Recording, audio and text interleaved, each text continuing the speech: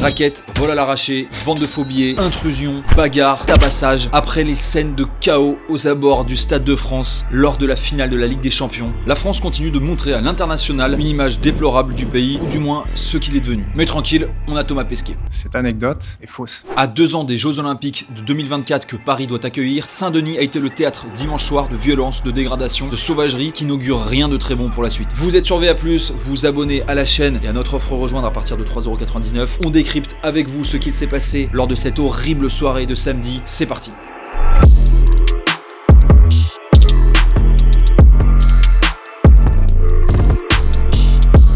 Samedi soir, le Stade de France accueillait donc la finale de la Ligue des Champions avec 2 immenses clubs européens, le Liverpool Football Club et le Real Madrid. Quelle chance pour la France! Sauf que tout ne s'est pas déroulé comme prévu.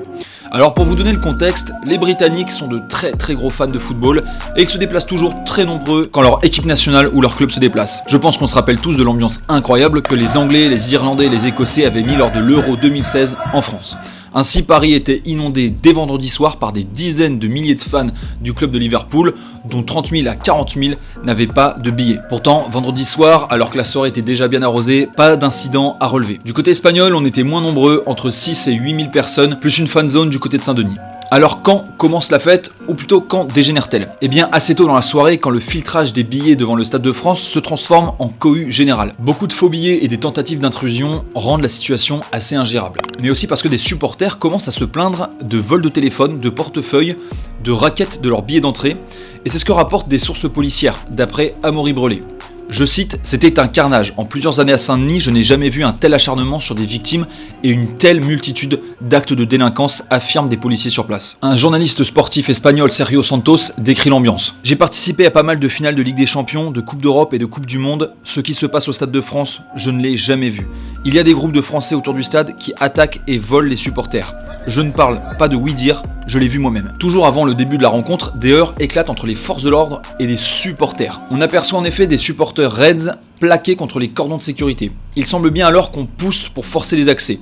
Là, semble-t-il, des supporters anglais ont tenté de passer en force. C'est ce qu'affirme Gérald Darmanin, ministre de l'Intérieur, dans un tweet à 23h45 qui va faire couler beaucoup d'encre. Lui et la ministre des Sports, un peu plus tard, évoquent la fraude ou l'intrusion de milliers de supporters anglais. Les gens sur place ne partagent pas forcément cette vision, même si dans cette vidéo, on voit des supporters anglais enjamber un muret, mais à l'image, le stade est très éloigné. Il est peu probable que ces fans soient en train de forcer des passages qui amènent directement à l'enceinte du stade. Par contre, d'autres vidéos sortent à ce moment-là, montrant des dizaines de personnes passant la sécurité sans billets au pied du stade cette fois, et commencent à tourner aussi des témoignages sur Twitter qui donnent une version bien différente de la vision des 2 ministres. Un témoin sur place nous a décrit la scène suivante quand il s'apprêtait à rentrer dans le stade. « J'ai vu de mes propres yeux des stadiers laisser passer des amis ou des connaissances, leur permettant ainsi d'accéder au contour du stade. » Ce même témoin explique encore « C'est ma 4e finale de Ligue des Champions, je n'ai jamais vu une organisation aussi catastrophique. Nous étions devant le portique d'accès au stade à 20h10 et nous avons pu rejoindre notre place uniquement à 21h10. » En effet, une vidéo concorde avec ce témoignage. Un homme passe sous un portique et un personnel du stade le reconnaissant, le laisse passer, lui disant « c'est parce que c'est toi » et le contrevenant de lui faire une bise amicale. On voit aussi dans cette séquence Cyril Hanouna passer sous ce portique. Alors arrêtons-nous 2 secondes sur cette séquence. Le jeune homme à l'image n'est pas n'importe qui. Il s'appelle Ibrahim et il est connu sous le nom du Challenger. C'est un influenceur qui compte 80 000 abonnés sur Instagram. 3 jours avant la finale, il se montrait sur les réseaux sociaux en Syrie en train de tirer avec une Kalachnikov. Alors non, l'ingénieur, enfin le Challenger n'est pas un djihadiste revenant, mais que cela nous dit-il? Eh bien qu'un individu peut se rendre en France depuis la Syrie sans être inquiété, accéder à une finale d'un événement sportif majeur, réussir à passer les portiques de sécurité, ou du moins les forcer, à entrer dans un stade de 90 000 personnes, eh bien heureusement que cet individu n'était pas animé des mêmes intentions que Salah Abdeslam le soir du 13 novembre. Cette séquence anodine illustre en réalité à quel point cette soirée de samedi soir aurait pu s'avérer être totalement catastrophique. Et comment ne pas penser au drame du stade de Hillsborough en 1989 où un mouvement de foule avait écrasé les gens contre les barrières après que des supporters aient forcé l'entrée de ce stade où se déroulait la finale de Coupe d'Angleterre. Ces individus qu'on a vus dans de nombreuses vidéos, une fois situés dans le contour du stade, n'avaient plus qu'à sauter au-dessus d'une barrière pour ensuite prendre l'escalier qui menait directement aux tribunes du Stade de France.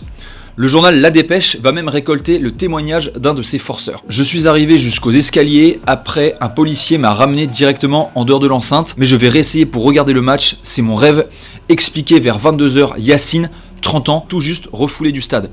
Je le cite encore. Les places coûtaient 2000 € jusqu'à 3000 €. Si c'était 600 €, j'en aurais pris une. Et oui, bien sûr, toujours l'excuse de la pauvreté. Sur une autre vidéo, devant ces mêmes barrières, on voit les CRS charger et disperser des individus qui tentent de forcer l'accès. Mais sur toutes ces images, pas vraiment de maillot rouge de Liverpool, mais un profil d'individu qui revient, d'après des sources policières, jeunes de quartier, des clandestins de type nord-africain, des mineurs isolés. Confie des policiers à Amaury Brelet, journaliste pour Valeurs Actuelles. Alors que la panique commence à se faire autour du stade, les premières images des CRS en train de gazer des supporters tournent sur les réseaux sociaux et envoient des images terribles de pères de famille anglais en train de suffoquer dans les gaz lacrymogènes, billets en main, coincés derrière les barrières. La colère monte d'un cran alors du côté des supporters de Liverpool qui sont accusés de causer les troubles et qui sont gazés. La photo d'un jeune, le visage tuméfié, est publiée sur Twitter à 22h30, décrivant le chaos sur place. Je le cite, 2 heures de queue, nous ne sommes entrés que pour la mi-temps, nous avons été gazés 4 fois bien que nous étions parfaitement pacifiques, mon cousin de 14 ans a été tabassé par des personnes tentant de voler son ticket, ne les laissez pas nous blâmer. Avec ce contexte désastreux, le match débutera avec 15 minutes de retard. Et pendant ce temps, de nouvelles images vont apporter des éléments accablants, comme cette vidéo d'un clandestin se vantant d'être rentré sans billet dans le stade, de niquer la France et de rappeler évidemment un bon petit 1, 2, 3, vive à l'Algérie. Certains vont minimiser l'ampleur des troubles, en rappelant que la sécurité a toujours été difficile au Stade de France et qu'il ne faut pas donc stigmatiser quiconque. En effet, dès 2001, le Stade de France, le plus grand stade du pays, vivait un épisode de débordement lors d'un match France-Algérie où la Marseillaise avait été sifflée, le terrain envahi et les CRS caillassés. Je vous mets l'extrait. Au sol, des objets dangereux qui ne devraient pas être là. La Fédération française de football appelle en renfort les gendarmes mobiles. Au Stade de France, on admet avoir été dépassé, mais on assume les choix. Alors, revenons à la soirée de samedi soir au Stade de France. Et jetons un œil au discours officiel sur cette soirée de chaos.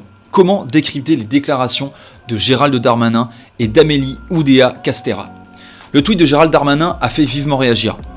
Mais pas que sur les réseaux sociaux. Plusieurs policiers ont confié à Valeurs Actuelles, je cite, être abasourdis et déplorer les propos déconnectés de Darmanin visant les supporters anglais. Pour les ministres des Sports et de l'Intérieur, le chahut a été causé par un système de contrôle et de sécurité sous-dimensionné, ce qui explique évidemment les vols de billets, les entrées illicites, les raquettes et les vols. Décidément encore ce problème de trottoir trop étroit à Paris. Pour Amélie Oudéa-Castéra, qui avait mis en cause les Anglais dès la nuit du match, un des graves dysfonctionnements s'explique par celui des billets papier. En effet, Liverpool aurait demandé à l'UEFA que soient autorisés des billets papier et non uniquement des billets électroniques sur smartphone non falsifiables. Et oui, Liverpool et l'UEFA ne s'attendaient pas à ce que des hordes de vendeurs de faux billets inondent les abords du Stade de France pour escroquer des supporters.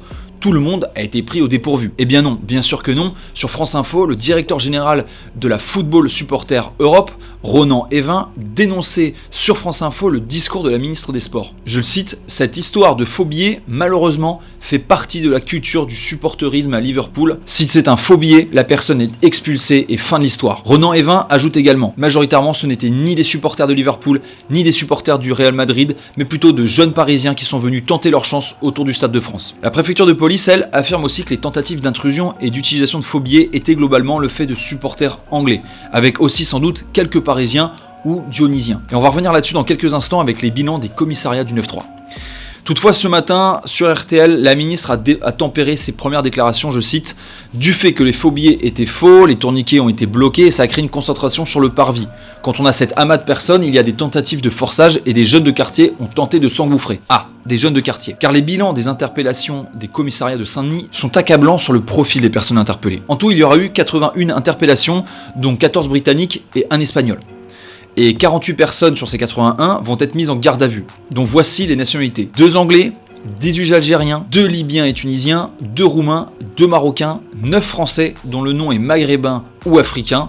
Et le motif des interpellations était vol avec arme, vol avec violence, recel, violence sur personne dépositaire de l'autorité publique, violence en réunion, dégradation, tentative d'intrusion dans le stade, vol à la roulotte. Ce qui s'est passé au Stade de France est excessivement grave. Non seulement car la France a montré qu'elle était incapable d'organiser un événement sportif de première importance à seulement 2 ans des Jeux Olympiques de 2024 qui réuniront encore plus de monde. Ce qui est aussi grave, c'est la parole officielle qui est remise en question très rapidement par les vidéos et le témoignage des gens sur place, et également par les journalistes sur place et la presse internationale. Dans un article d'hier sur le site du journal espagnol Marca, on peut lire après cette soirée de chaos, je cite, « Il est évident qu'en France, depuis quelques années, il y a un grave problème d'immigration et de ghetto. Ne nous focalisons pas uniquement sur ce premier aspect. Elle affecte la société française dans son ensemble. Le Stade de France est situé au nord de Paris dans un territoire devenu dangereux et les autorités françaises doivent y remédier. Mais pas pour le bien des jeux, pour le bien du pays. » Ce qui est assez fou, c'est la lucidité de journalistes espagnols qui arrivent à faire des constats que la presse